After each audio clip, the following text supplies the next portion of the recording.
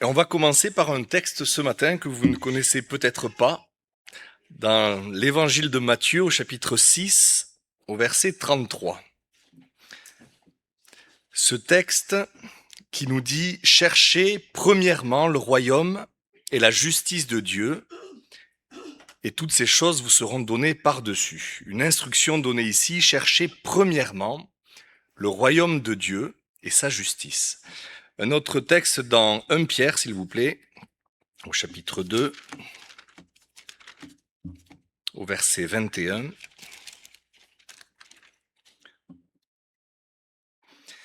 Et c'est à cela que vous avez été appelés, parce que Christ aussi a souffert pour vous, vous laissant un exemple, afin que vous suiviez ses traces. Lui qui n'a point commis de péché, et dans la bouche duquel il ne s'est point trouvé de fraude. Pardon. Lui qui injuriait ne rendait point d'injure, maltraitait ne faisait point de menaces, mais s'en remettait à celui qui juge justement. Lui qui a porté lui-même nos péchés en son corps sur le bois, afin que, mort au péché, nous vivions pour la justice. Lui par les meurtrissures duquel vous avez été guéris. On s'arrête ici, avec cette phrase, ce bout de phrase que je voudrais qu'on retienne, afin que, mort au péché, nous vivions pour la justice. Ce matin, nous allons parler de justice. Ces deux textes que nous venons de prendre nous parlent de justice.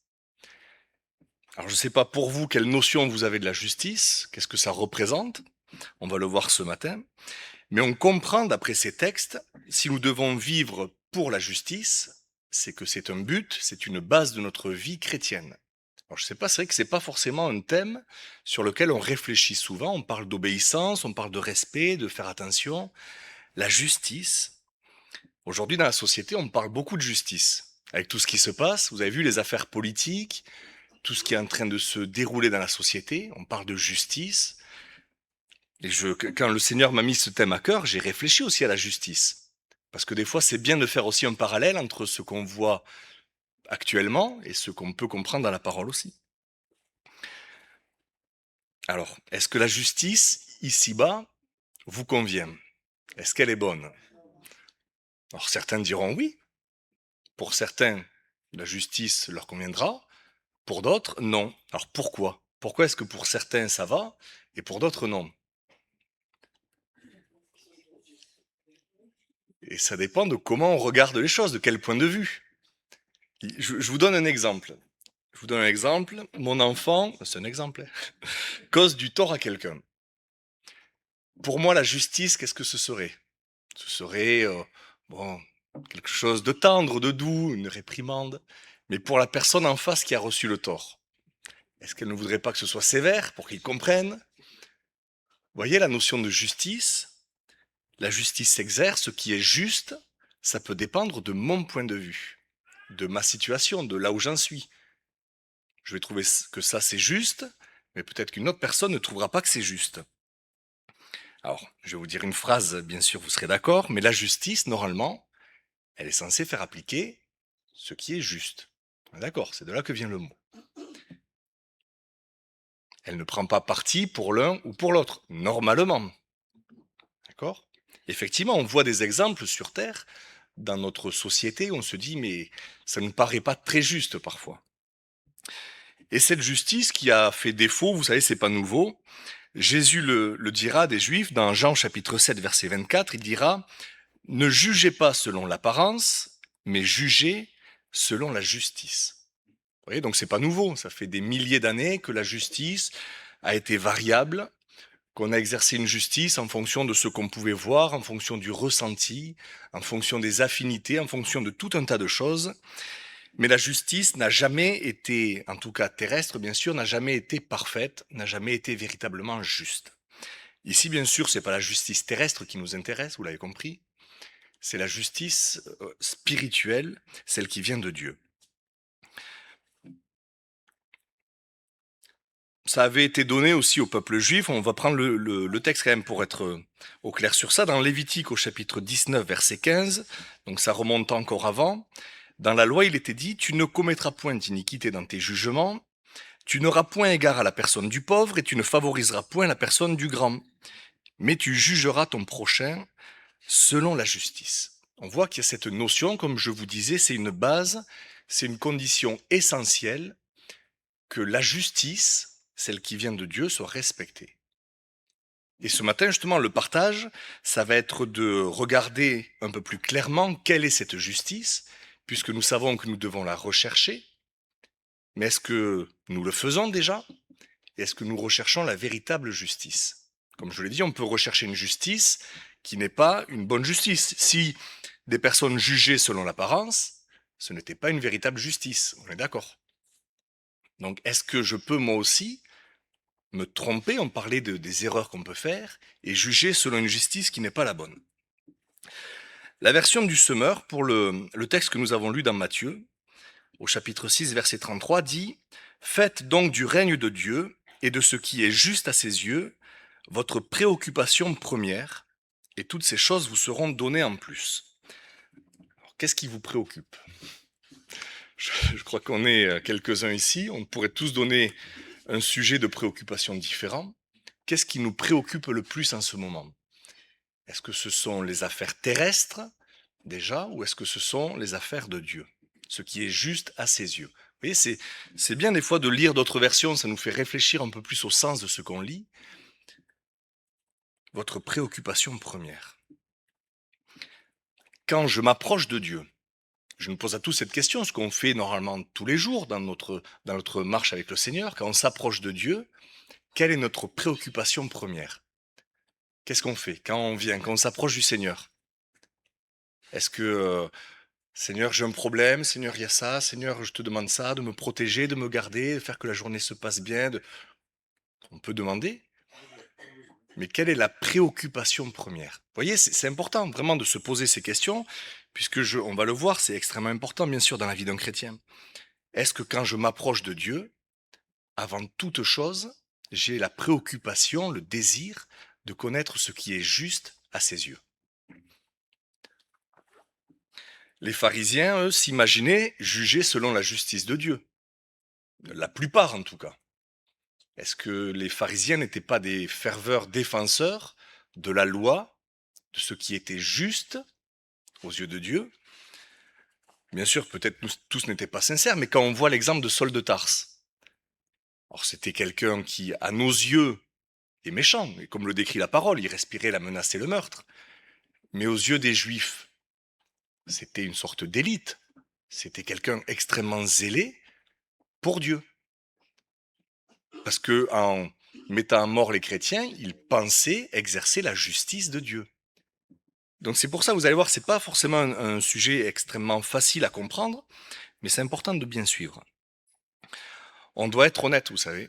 C'est vrai que quand on lit la parole, on se rend compte que bien souvent on est plus proche de l'attitude des pharisiens que de l'exemple que Jésus a donné. Si on est honnête tous, bien sûr qu'on n'a pas envie de ressembler aux pharisiens. Personne ne lèverait la main et dire moi je veux leur ressembler. Non, on voit que c'est un mauvais exemple.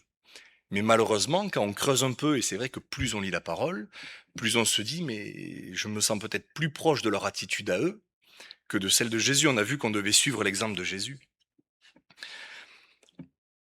Peut-être qu'on se dit mais moi ma justice, elle est bonne, elle est impeccable, elle est correcte.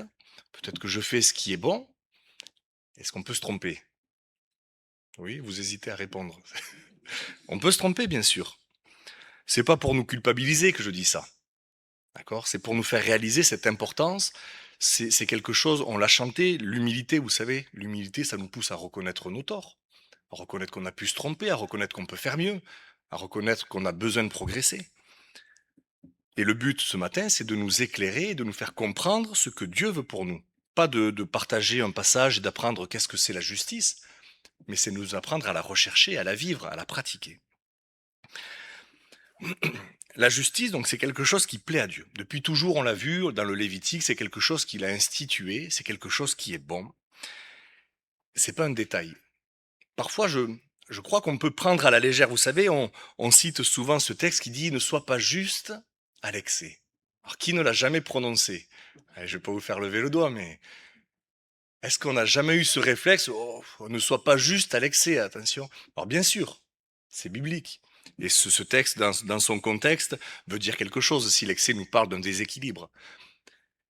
Mais c'est vrai qu'on a vite fait de balayer un petit peu la justice qu'il devrait y avoir, on doit s'appliquer à cela, et parfois on peut avoir tendance à banaliser, à négliger cet aspect, la justice de Dieu dans ma vie. Oui, moi je suis juste, mais juste ce qu'il faut. Pas plus, pas trop, faut pas non plus que je devienne extrémiste dans ma foi. Et je crois qu'on peut facilement trouver des excuses parfois pour ce qui nous arrange. Est-ce que ça jamais retrouvé devant des cas un petit peu où on savait pas trop? Est-ce qu'on peut trouver des excuses, dire oui, oui, bon, là, dans cette situation, venez dans 1 Jean, s'il vous plaît. 1 Jean, chapitre 3.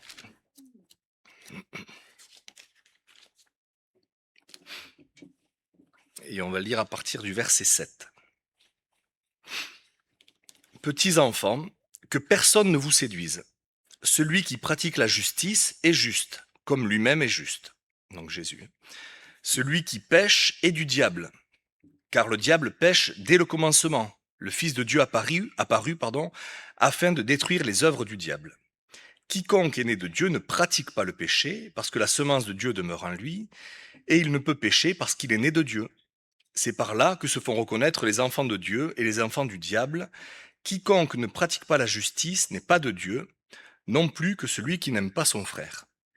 Car ce qui vous a été annoncé, et ce que vous avez entendu dès le commencement, c'est que nous devons nous aimer les uns les autres, et ne pas ressembler à Caïn qui était du malin, et qui tua son frère.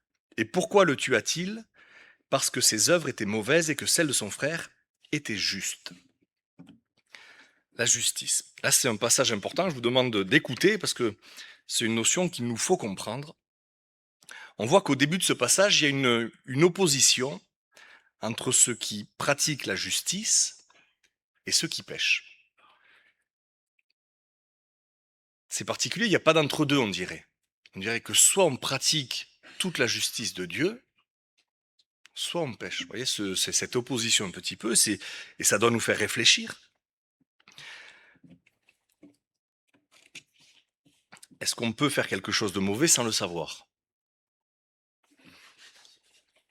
Je crois qu'il peut y avoir des temps d'ignorance. Tant qu'on ne connaît pas la justice, est-ce qu'on peut la pratiquer? C'est compliqué de pratiquer véritablement la justice. Alors bien sûr qu'il y a des passages qui nous montrent qu'on peut, avec notre conscience, obéir à la loi même sans la connaître. Mais je crois que tant qu'on ne connaît pas certaines choses, c'est difficile de se conformer à ces règles. Si vous allez dans un pays étranger, que vous ne vous renseignez pas sur les règles en vigueur dans ce pays, comment allez-vous faire pour obéir à ces lois? Comment allez-vous faire pour être en règle avec ces lois? Il faut se renseigner. On voit ici qu'il y a cette opposition.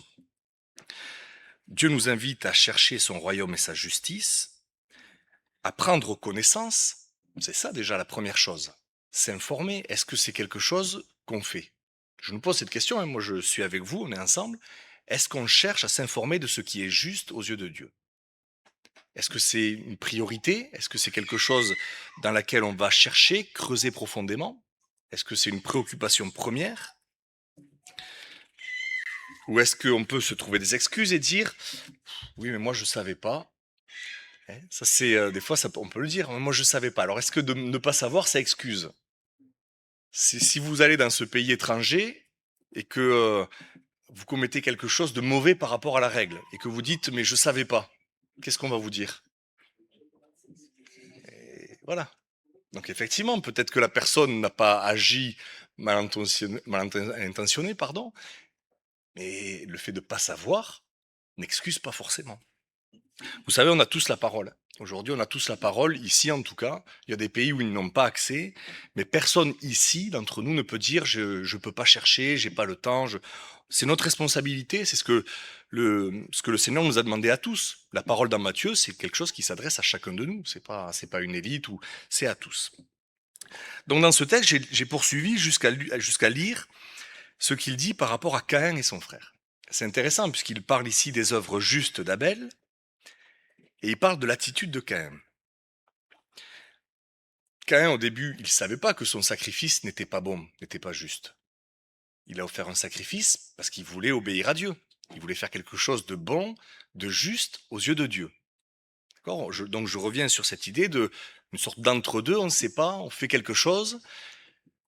Est-ce que c'est vraiment pratiquer la justice? Est-ce que c'est péché? Alors est-ce que le sacrifice de Caïn était un péché? Je pose des questions un peu délicates, mais parce que c'est important de réfléchir si c'est parlé ici. Est-ce que c'était un péché? Est-ce que c'était la pratique de la justice? Non. Donc vous voyez, il y a des choses parfois on peut ne pas savoir.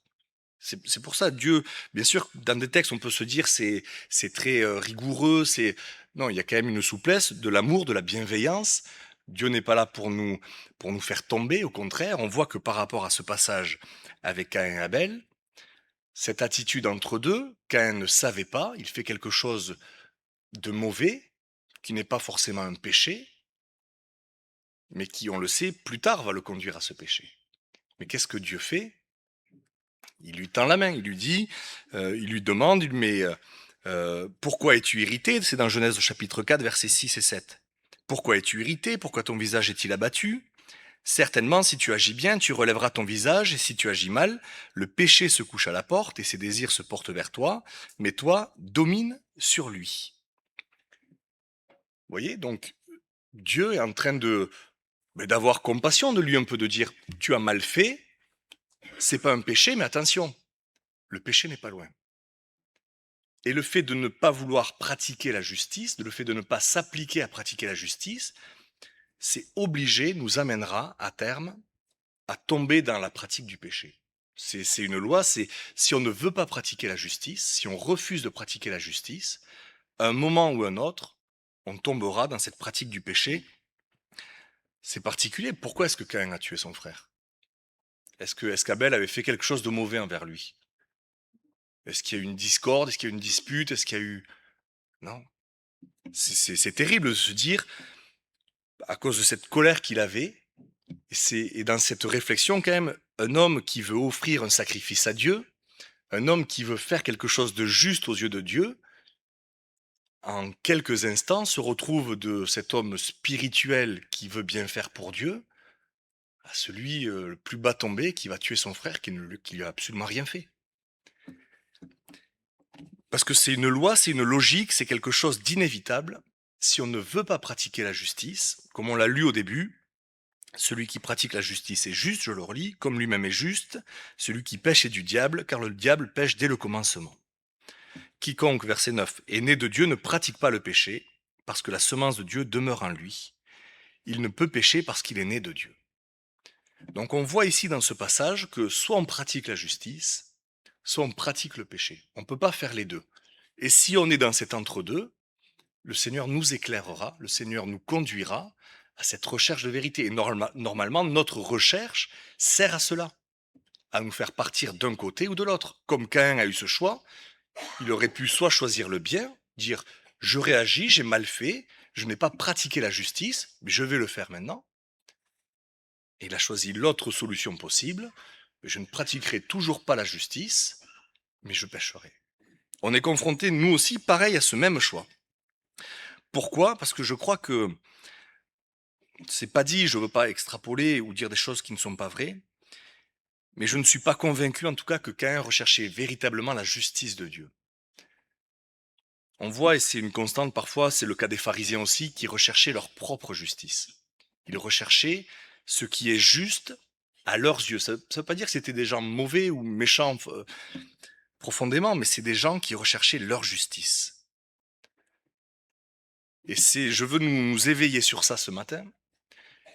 Est-ce que parfois on n'est pas dans ce cas-là aussi de notre attitude, on rejette pas Dieu, on ne veut pas pécher, on ne veut pas mettre dehors le Seigneur de notre vie, mais est-ce que parfois notre recherche n'est pas une recherche de notre propre justice et ce qu'on considère être bon parce que finalement ça nous arrange, parce que c'est ce qu'on veut, parce que c'est ce qu'on a envie, mais sans véritablement chercher la justice de Dieu. C'est dangereux, on doit faire attention à ça, parce qu'on voit ici avec Caïn ce que ça a produit. Si je ne recherche pas véritablement la justice de Dieu, à un moment, c'est inévitable, je vais être frustré. Parce que je peux demander des choses à Dieu, je peux me, entre guillemets, m'agiter, perdre du temps à demander, réclamer au Seigneur qu'il exerce sa justice, alors qu'en fait c'est juste une vengeance peut-être que je veux pour moi, ou ma justice, vous comprenez? Ou quelque chose qui va dans mon sens. Est-ce que Dieu l'écoutera ça?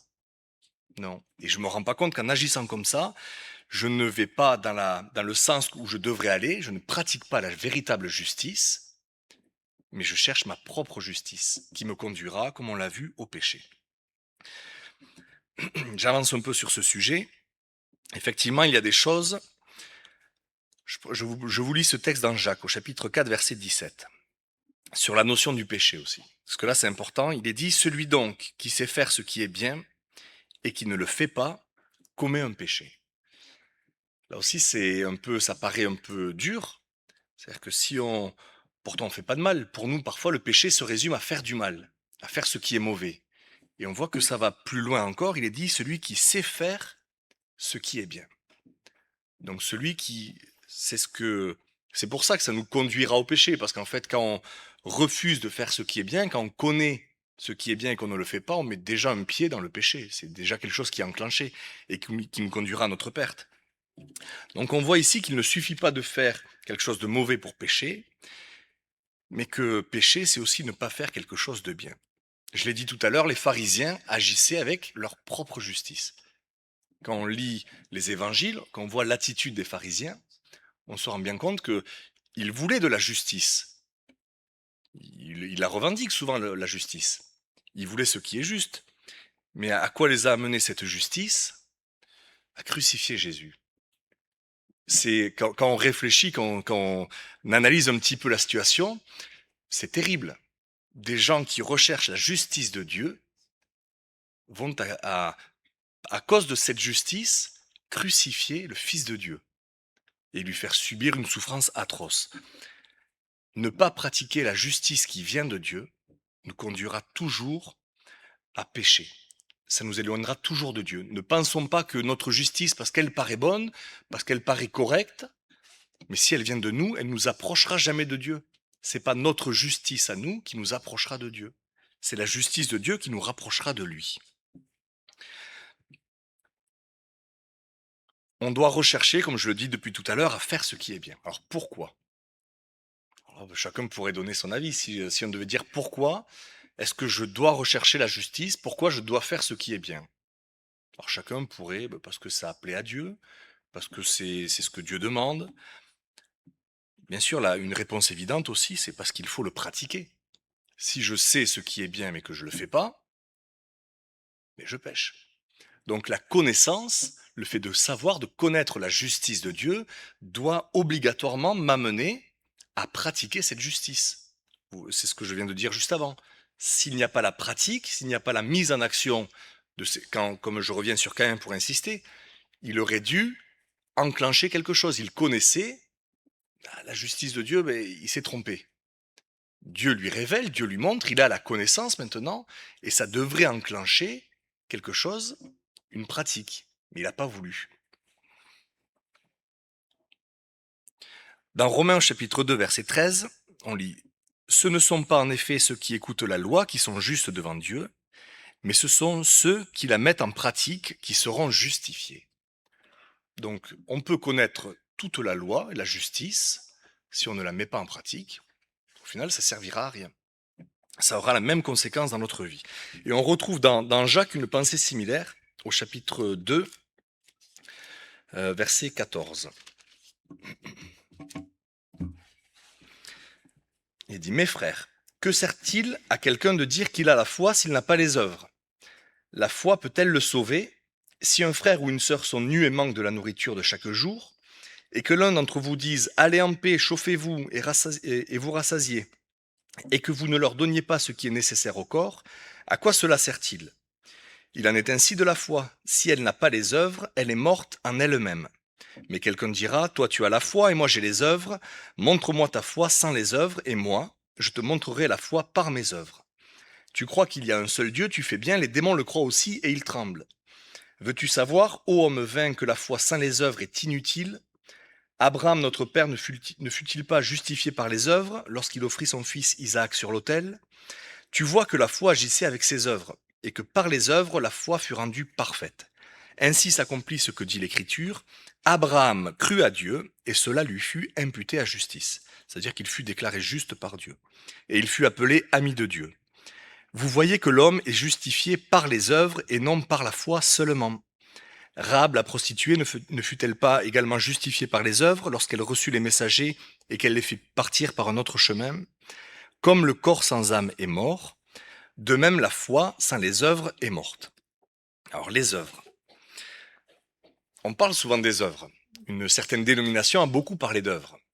Cette justification, alors c'est vrai que ce texte parfois, même dans nos milieux, certains disent oui, non, mais les œuvres ne sauvent pas. Bien sûr que les œuvres ne sauvent pas. Mais on voit qu'il y a une association qu'on ne peut pas séparer. On ne peut pas dissocier la foi des œuvres. Alors bien sûr que ce ne sont pas les œuvres qui vont sauver.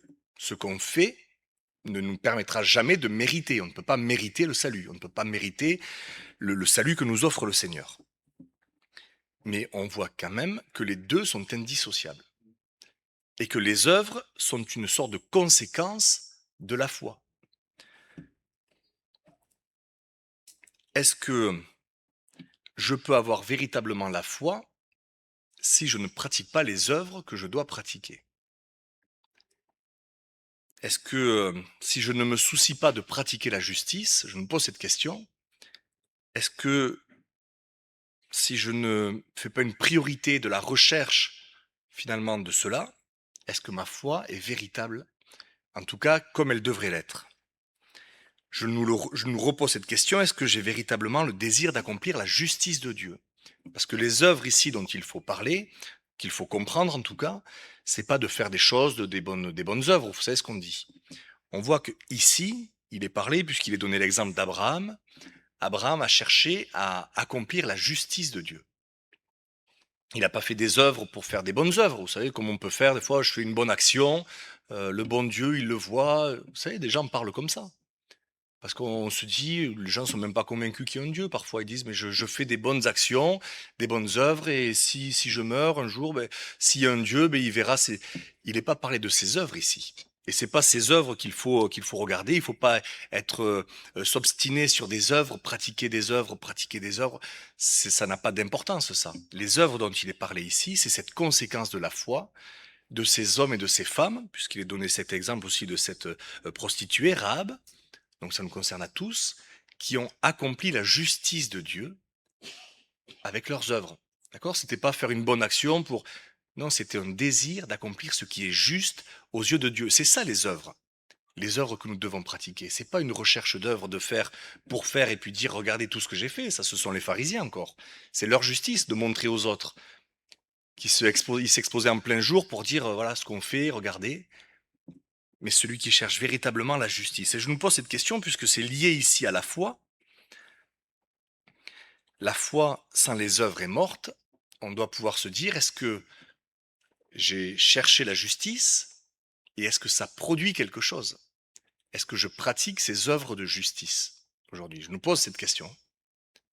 Parce que si jamais on devait répondre, je ne pratique pas les œuvres de la justice de Dieu, ça nous interpelle sur savoir notre foi, dans quel état elle est. Puisqu'une foi juste, une bonne foi, doit produire naturellement ces bonnes œuvres. Donc si les œuvres ne sont pas là, est-ce qu'on ne pourrait pas en déduire qu'il y a un problème à l'origine? C'est quelque chose, vous savez, il faut vraiment se poser cette question. Je vous donne un exemple pour montrer cette conséquence. Si je trempe ma main dans une bassine d'eau, ma main va être mouillée. D'accord? Rien d'exceptionnel, je suis pas un grand scientifique. Ok. Mais la foi, c'est pareil. La foi, normalement, elle va faire que notre vie va produire ces œuvres de justice, va nous conduire à pratiquer cela. Mais si ma main est sèche, je dois me poser la question, est-ce que j'ai vraiment trempé ma main dans la bassine? Vous voyez, alors on prend le problème à l'envers ici. Mais je crois que ça doit nous interpeller parce que bien sûr que il faut pas mettre l'accent sur les œuvres, sur ce que pousser les gens à faire des choses pour faire des choses. Mais ce que nous enseigne la parole, c'est que les œuvres de la justice pratiquer la justice de Dieu, c'est indissociable d'une véritable foi. Donc je nous pose cette question. Dans Jean au chapitre 7, verset 18, Jésus va dire: celui qui parle de son chef, donc c'est de sa propre personne, par sa propre personne, cherche sa propre gloire. Mais celui qui cherche la gloire de celui qui l'a envoyé, celui-là est vrai, et il n'y a point d'injustice en lui. Vous voyez, on arrive et on reste sur ce thème de chercher la justice de Dieu et non la nôtre.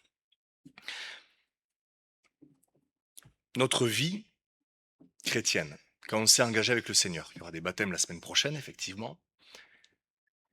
Quel est notre objectif? Vous savez, quand on nous a témoigné de l'évangile pour la première fois, pour ceux qui ne connaissaient pas, quand on s'est engagé, peut-être qu'on a grandi dans une famille chrétienne, quand on s'est engagé avec le Seigneur, quel était notre objectif premier?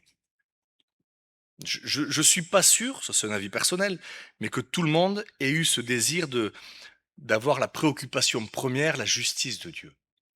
On le voit malheureusement, effectivement, que beaucoup de chrétiens ou de personnes qui ont fait ce choix de suivre le Seigneur ont abandonné, ont rebroussé chemin, sont retournés à ce qu'ils avaient connu, parce que finalement, je pense qu'ils n'avaient pas forcément saisi ce que c'est de s'engager avec le Seigneur Jésus. On ne s'engage pas par intérêt, on ne s'engage pas parce qu'on veut que le Seigneur accomplisse notre justice et réponde à toutes nos requêtes et nos demandes. On s'engage parce qu'on désire être ces hommes et ces femmes qui accompliront la justice de Dieu. Je l'ai dit tout à l'heure, combien de gens ont perdu du temps et perdent encore du temps, vous savez, à demander des choses. Soyons vigilants, c'est ce qu'on va voir après. Soyons vigilants dans ce qu'on demande. Est-ce que vraiment, si on devait noter tout ce qu'on a demandé et tout ce qu'on demande, et vérifier si c'est vraiment la justice de Dieu? Est-ce qu'on est certain, en tout cas, que ce qu'on demande, c'est dans la justice de Dieu? Ce serait intéressant à faire cet exercice, à prendre une feuille, un papier, et tout ce qu'on demande, de le noter, dire, mais est-ce que c'est vraiment dans la volonté de Dieu? Est-ce que c'est pour accomplir la justice de Dieu? On va aller dans l'évangile de Luc au chapitre 18, cette parabole de ce juge inique.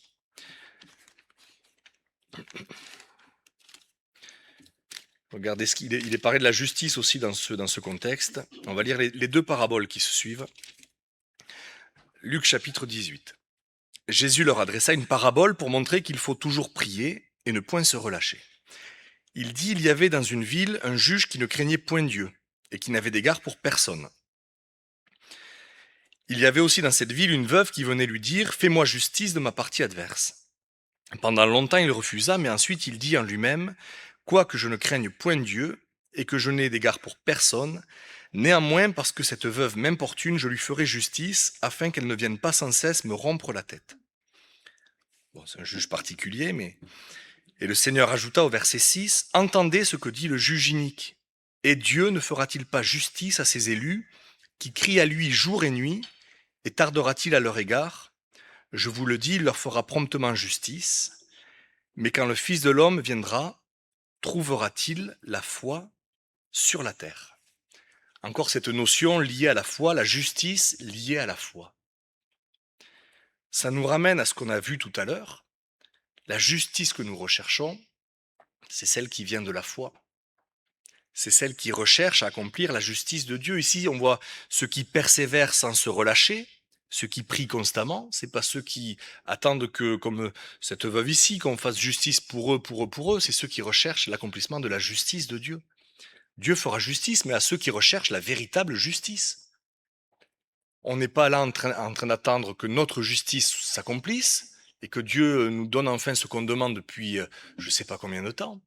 Notre désir doit être que la volonté de Dieu s'accomplisse, que sa justice s'accomplisse.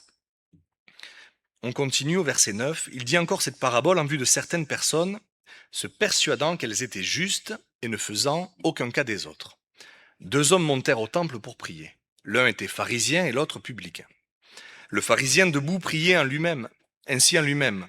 Ô Dieu, je te rends grâce de ce que je ne suis pas comme le reste des hommes, qui sont ravisseurs, injustes, adultères ou même comme ce publicain.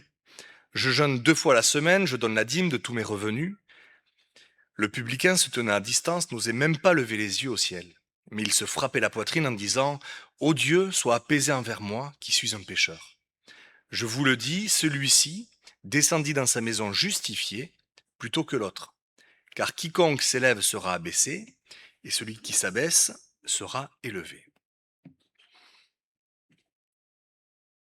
Les justes, ce sont ceux qui s'humilient. J'ai débuté tout à l'heure avec ça. L'humilité. Un juste, c'est celui qui accepte de s'humilier. Est-ce que Jésus ne s'est pas humilié? Il s'est humilié même jusqu'à la mort, et la mort de la croix. Il s'est humilié au plus bas. Et ça, dans cette démarche, si je veux pratiquer la justice de Dieu, c'est pas avec mes galons, avec mon expérience, avec tout ce que j'ai de bon en moi, que je pourrais pratiquer la justice de Dieu. Le seul moyen, véritablement, on doit le comprendre ça. Le seul moyen d'accomplir la justice de Dieu, de la pratiquer dans notre vie, c'est de s'humilier d'abord. Il n'y a pas d'autre possibilité. Vous avez vu, ce pharisien, c'est pathétique, dit, je ne suis pas injuste.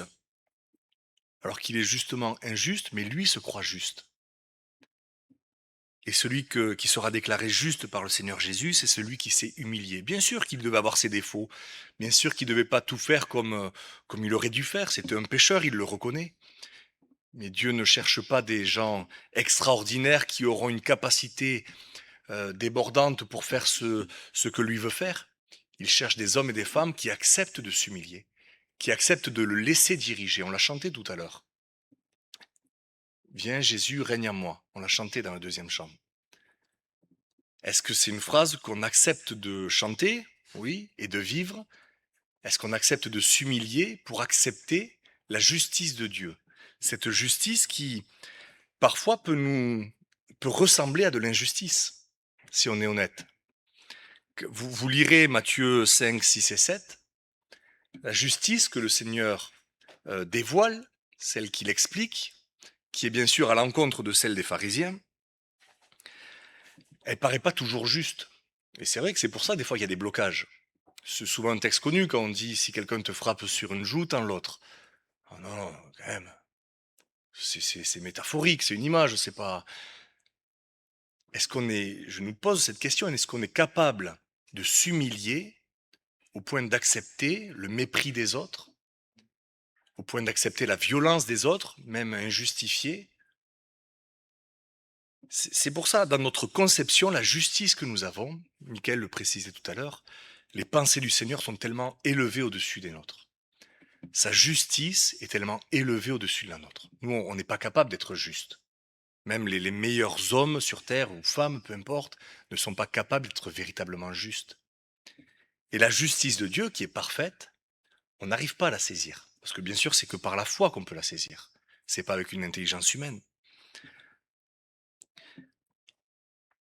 La justice de Dieu, elle n'est pas toujours évidente à saisir. Est-ce que c'était juste que Dieu demande à Abraham de sacrifier son fils? Puisqu'on a parlé d'Abraham tout à l'heure. Est-ce que c'était juste? Ah non, c'est pas un Dieu juste qui demande ça. C'est impossible, c'est pas possible. Un Dieu juste ne pourrait jamais demander ça. Est-ce que c'était juste?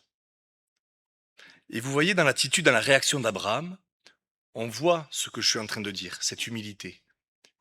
Il a pas commencé à dire, mais j'ai attendu tant d'années avant d'avoir ce fils. J'ai déjà quand même fait preuve 2 fois, j'ai fait confiance. Oui, il avait fait confiance, mais quand on va pas lui lire le passage, mais quand Dieu lui demande d'offrir son fils en sacrifice, qu'est-ce qu'il fait le lendemain de bon matin? Il part, il obéit. Alors il savait bien sûr on le sait qu'il a raisonné, que Dieu pouvait le ressusciter, que Dieu pouvait agir, mais il a obéi. Pourquoi? Il s'est pas dit non, c'est à moi maintenant, c'est non dans ma justice, non, puisque Dieu l'a dit en plus il y aura une postérité, donc non, non, c'est juste qu'il reste en vie et je vais pas le sacrifier. Vous voyez la conception de notre justice. Pourquoi est-ce que Dieu lui a demandé? Des fois, des choses peuvent paraître injustes dans notre vie, mais pourtant c'est une justice parfaite. Oui, c'était juste que Dieu demande à Abraham de sacrifier son fils. Bien sûr, son fils n'est pas mort, on connaît, Dieu ne demanderait pas ça aujourd'hui. Mais Abraham, on l'a vu, il a été déclaré juste par Dieu lui-même, parce qu'il s'est humilié, parce qu'il n'a pas cherché son intérêt, il n'a pas cherché à appliquer sa justice, qui pouvait bien sûr paraître bonne, mais il appliquait celle de Dieu. Si Dieu me demande, Si Dieu me montre sa justice, me dit ce qui est juste et ce qui doit être accompli, alors qu'est-ce que je dois faire? Même si je ne le comprends pas, mais je dois m'humilier. Seigneur, tu sais toutes choses. Est-ce qu'on n'a pas besoin de s'humilier pour accepter parfois de faire ce que Dieu nous demande, quand on ne le comprend pas? Est-ce que c'était juste que Job passe par cette souffrance? C'est terrible ce qu'il a vécu. Regardez, on va lire dans Job au chapitre 27 ce que Job va dire. Job prit de nouveau la parole sous forme sentencieuse et dit « Dieu qui me refuse justice est vivant. » On voit il est dans la souffrance, bien sûr, quand il exprime des choses comme ça. « Le Tout-Puissant qui remplit mon âme d'amertume est vivant. » Est-ce qu'un homme qui a souffert comme il a souffert a le droit d'exprimer de la souffrance? Bien sûr. Mais regardez ce qui est intéressant après. Aussi longtemps que j'aurai ma respiration et que le souffle de Dieu sera dans mes narines, mes lèvres ne prononceront rien d'injuste. Ma langue ne dira rien de faux. Ce désir qu'il avait de ne surtout pas regarder avec sa justice à lui, mais de s'appliquer à être juste par rapport à Dieu, par rapport au Tout-Puissant. D'un point de vue humain, c'était injuste, bien sûr. Comment un homme intègre et droit, comme il n'y en avait aucun autre, peut subir quelque chose de plus terrible que peut-être tous les hommes n'auront jamais vécu? C'est pas juste. Pourquoi un Dieu plein d'amour, pourquoi un Dieu plein de miséricorde, de compassion, fait autant souffrir un homme aussi juste, aussi bon? C'est pas juste. Non, ça peut pas rentrer dans notre conception de la justice. On peut pas l'assimiler, on se dit c'est pas normal. Un Dieu juste, un Dieu qui pratique vraiment la justice, il devrait donner encore plus à cet homme. Il devrait le faire prospérer encore plus. Il devrait lui donner parce qu'il mérite, parce que c'est... Mais c'est pas la justice de Dieu. Vous voyez, notre conception, elle est incapable de saisir la véritable justice de Dieu. Et peut-être que ma situation, ta situation, te paraît peut-être injuste aujourd'hui. On sait, il y a des frères et sœurs malades qui traversent des difficultés dans la famille, dans le travail. Seigneur, pourquoi c'est injuste? Est-ce que, je me pose cette question, je vais choisir le bon chemin? Je suis peut-être à la croisée, vous savez, dans cet entre-deux, comme Caïn, qui a le choix de se dire, mais soit je réagis bien, soit finalement, mais je comprends que oui, je dois m'humilier. J'avance avec ma justice, je veux que Dieu fasse ce que j'ai envie, mais peut-être que je dois m'humilier, accepter que j'ai pas fait ce qu'il fallait. Ça coûte de s'humilier. C'est pas toujours évident, c'est pas quelque chose de naturel en tout cas. On comprend pas toujours les situations dans notre vie, on sait pas pourquoi. Et je sais pas si on a besoin de comprendre. Abraham, je sais pas s'il comprenait pourquoi Dieu lui demandait ça. C'est vrai que enfin, si on se met quelques secondes à sa place, mais Seigneur, tu me donnes un enfant et maintenant tu veux que je le sacrifie. Enfin, vous vous rendez compte de l'incompréhension dans laquelle on devrait être si on vivait ça. Mais pourtant, il l'a fait, vous savez, il n'a pas cherché à réfléchir, à trouver des solutions, des excuses. Il a obéi. Dans Actes au chapitre 10, verset 34, il est dit, donc c'est Pierre qui ouvre la bouche et qui dit, « En vérité, je reconnais que Dieu ne fait exception de personne, mais qu'en toute nation, celui qui le craint et qui pratique la justice lui est agréable. » Est-ce que nous voulons être agréables au Seigneur? Est-ce que nous voulons pratiquer la justice? Pas pratiquer avec notre vision. Je vous l'ai dit tout à l'heure, lisez vraiment Matthieu chapitre 5, 6 et 7. Vous verrez cette opposition entre la justice des pharisiens et la véritable justice. Est-ce que c'est cette justice que je recherche? Je relis le verset dans la version Semeur de Matthieu. « Faites donc du règne de Dieu et de ce qui est juste à ses yeux votre préoccupation première, et toutes ces choses vous seront données en plus. » Est-ce que vraiment c'est ma préoccupation? Quand je m'approche de Dieu, dans ma marche avec le Seigneur, est-ce que c'est quelque chose qui est essentiel, que je place au sommet de mes priorités, de rechercher la justice de Dieu dans tous les domaines de ma vie? Ça peut être de la chose la plus insignifiante aux projets les plus grands qu'on aura à bâtir dans nos vies. Est-ce que dans tout cela, je recherche la justice de Dieu? C'est-à-dire, Seigneur, je veux faire ce qui est juste à tes yeux, pas aux miens. Combien on a besoin de la grâce de Dieu pour vraiment pour qu'il nous aide. à lâcher prise, à accepter. On lit un dernier passage et je m'arrêterai sur ça, dans 1 Pierre, au chapitre 4.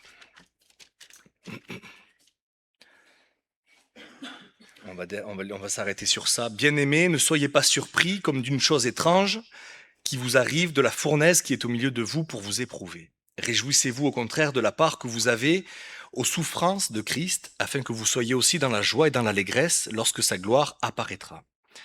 Si vous êtes outragés pour le nom de Christ, vous êtes heureux, parce que l'Esprit de gloire, l'Esprit de Dieu repose sur vous.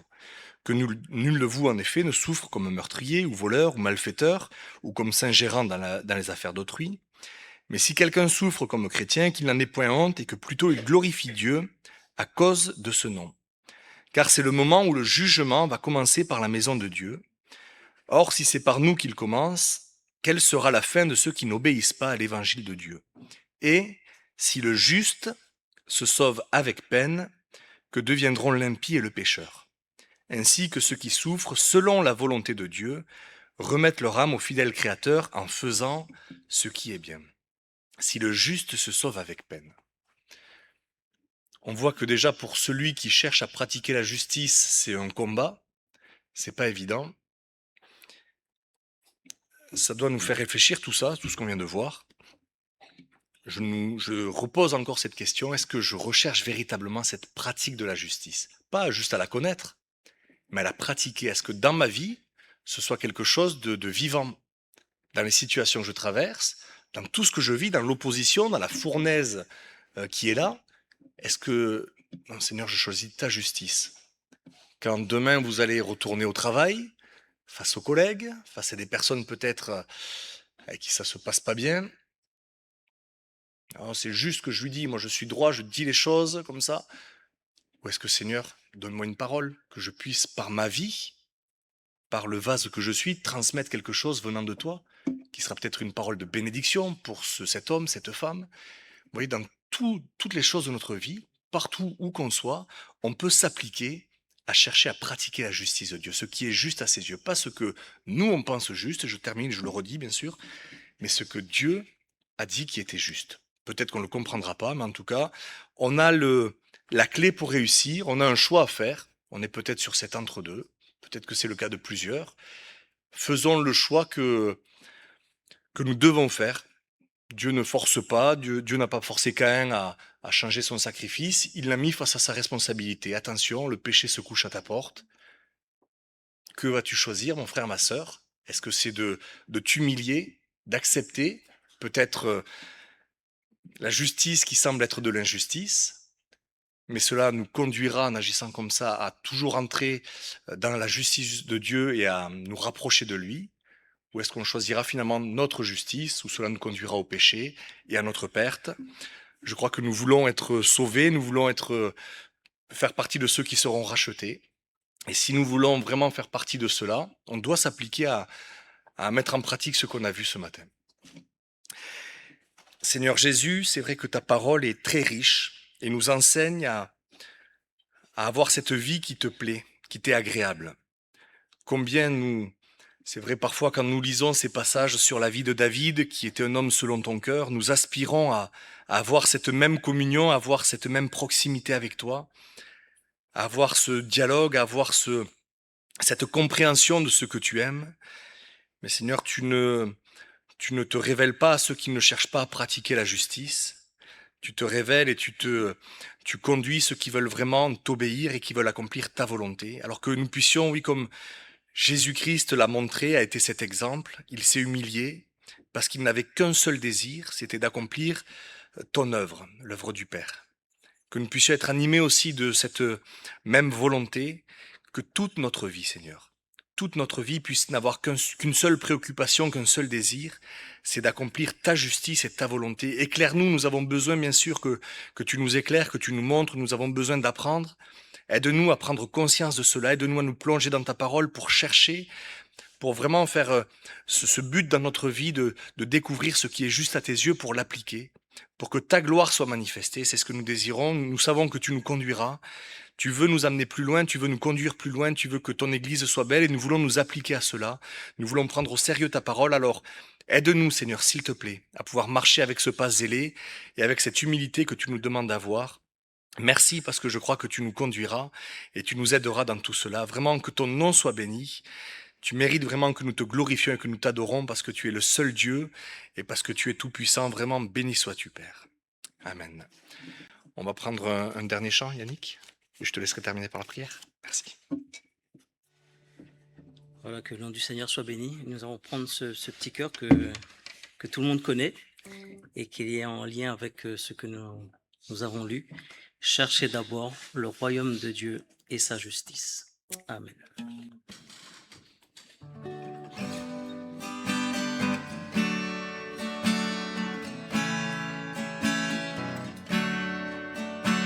Cherchez d'abord le royaume de Dieu et sa justice,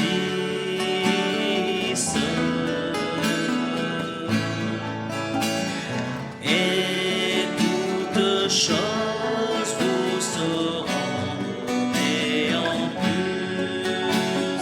Alléluia, alléluia. L'homme ne vivra pas de pain seulement, mais de toute parole qui sortira de la bouche de Dieu. Alléluia, alléluia.